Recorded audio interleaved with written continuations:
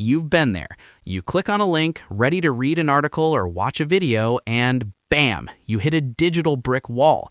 A giant pop-up locks up the whole page, demanding you turn off your ad blocker just to see the content.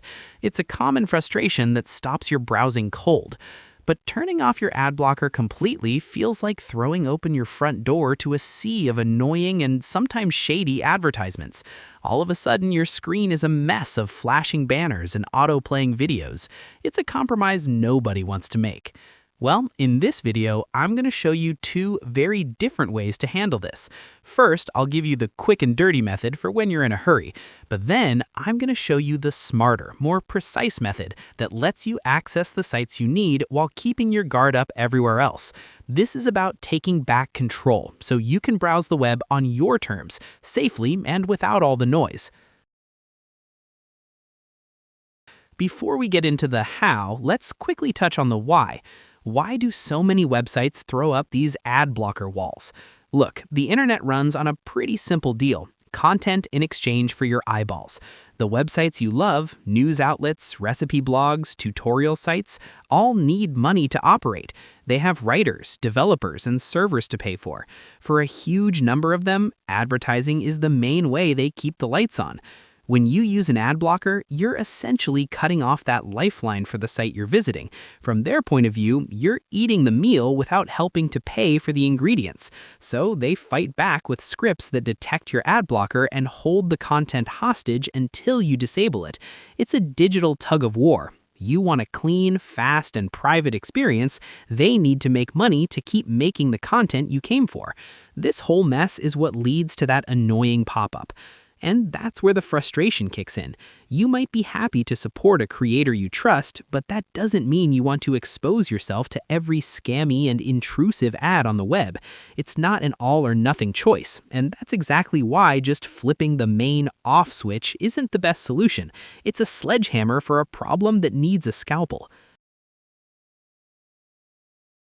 To tackle this the right way, you need to know what you're up against. In the world of Chrome, there are two main things blocking ads, and mixing them up can lead to a lot of confusion. First, and most common, are third-party ad blocker extensions. These are the heavy hitters, like AdBlock, uBlock Origin, or AdGuard that you install from the Chrome Web Store. They're the heavy hitters, using massive blacklists to stop ads, pop-ups, trackers, and even YouTube ads from ever loading. They're fantastic for a clean web, but they're also the ones that get detected by websites most often. Second, there's Chrome's own built-in ad blocker. Yes, Chrome has its own ad filter, but it's important to know this is more of an ad limiter. Google's entire business is built on advertising, so they aren't about to block everything. Instead, Chrome's filter only targets the absolute worst offenders, ads that violate the better ad standards. This includes things like giant pop-ups, ads that blast sound automatically, or obnoxious flashing animations. So while a third-party extension will block almost everything, Chrome's built-in tool lets the better behaved ads through. Knowing this difference is crucial. If a site is yelling at you to disable your ad blocker, it's almost definitely because of a third-party extension. Still, knowing how to manage Chrome's native settings is an important part of a complete browsing strategy. Alright, let's get to solution number 1. You're on a site, the content is blocked, and you just need to get in and out. This is the sledgehammer approach, turning your ad blocker off entirely. I'd use this one sparingly, but here's how to do it. The first way is through Chrome's Extension Manager. In the top right corner of Chrome, find the puzzle piece icon. This is your command center for all extensions. Click it. A drop-down menu will appear with a list of your installed extensions. Find your ad blocker. It'll be named something like AdBlock or uBlock Origin. Next to its name, click the 3 vertical dots.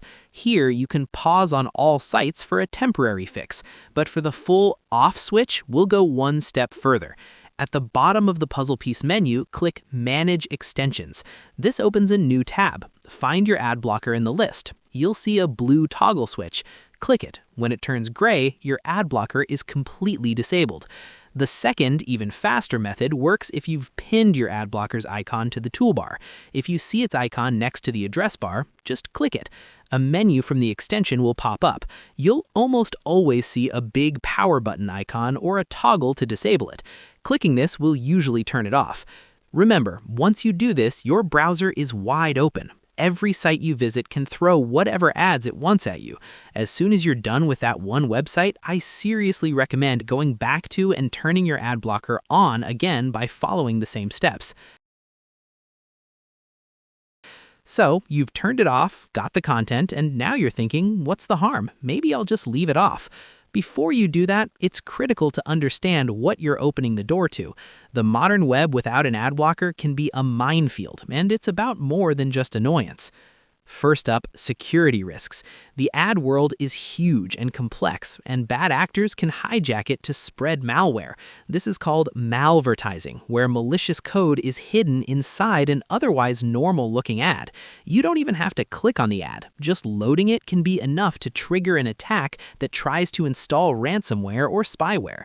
Your ad blocker is a crucial first line of defense, preventing these ads from ever loading. Next is your privacy. Most ads are tiny, sophisticated tracking tools. They use cookies and scripts to watch what you do online, what you search for, what you buy, what you read. This data is used to build a frighteningly detailed profile of you, which is then sold to data brokers. Ad blockers stop the vast majority of these trackers, giving you a much more private browsing experience. Finally, there's the hit to performance and data. Ads, especially video ads, are data hogs. If you're on a limited data plan or have slow internet, ads can make pages load at a crawl and chew through your monthly data. By blocking these heavy elements, an ad blocker makes browsing feel way faster and more efficient. Leaving your ad blocker off is like walking through a crowded city with your wallet hanging out of your back pocket. You might be okay, but you're taking a big, unnecessary risk. Now for the best method, the one that strikes the perfect balance between access and protection, whitelisting. Think of whitelisting as having a VIP pass for a specific club. Instead of shutting down your entire home security system, you're just telling your ad blocker, hey, this one website is cool, let them through. Everywhere else, your defenses stay at full strength. This is the right way to do it because it puts you in control. You're making a conscious choice to support a specific creator you trust while staying shielded from the wild west of the rest of the internet. You get the best of both worlds. Here's how to whitelist a site, which is incredibly easy with most ad blockers. Go to the website that's asking you to disable your ad blocker. Find your ad blocker's icon in the toolbar, either pinned or in the puzzle piece menu. Click the icon to open its control panel. You'll see options specific to the site you're on. Look for a big button that says pause on this site, whitelist site, or something similar. For uBlock origin, you click the large blue power button, which turns it gray for that site. For AdBlock, there's usually a clear option to pause on this site. Click that button. The page will reload, and this time your ad blocker will be inactive only for that website. The blocker's icon will usually change color or show a little badge to remind you that it's paused on that site, which is a handy visual cue. And that's it. You've successfully allowed ads on that site to support them without dropping your guard anywhere else. If you change your mind, you can just as easily click the icon again and re-enable the blocker for that site. Finally, let's talk about Chrome's own ad filtering settings. While it's much less aggressive than a third-party extension, knowing how to manage it completes your ad blocking toolkit. To manage Chrome's native ad settings, follow these steps. Click the three-dot menu in the top right corner and choose Settings.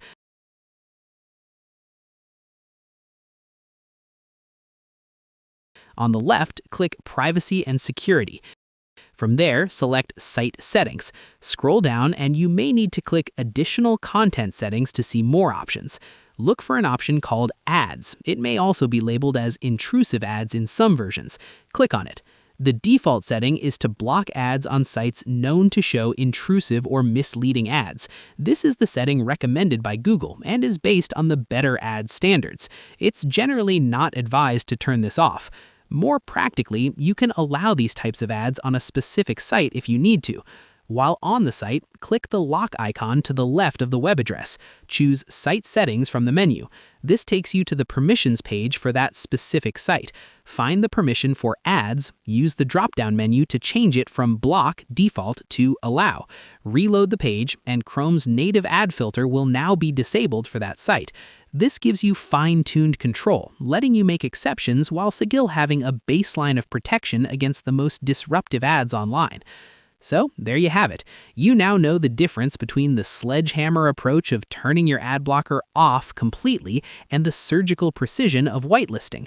While the quick fix is there when you need it, the smarter, safer, and more respectful way to browse is to whitelist the sites you want to support, one by one. This keeps you in the driver's seat, protects you from shady ads and trackers, and still allows you to support the creators you value. You get the best of both worlds. If this guide helped you out and cleared up a frustrating problem, do me a favor and give this video a thumbs up. It really helps the channel grow. Don't forget to subscribe and hit that notification bell for more tech tips that put you back in control of your digital life. If you have any questions or your own tips for handling ad blockers, drop a comment below. I'd love to hear from you. Thanks for watching, and enjoy your cleaner, faster, and smarter browsing.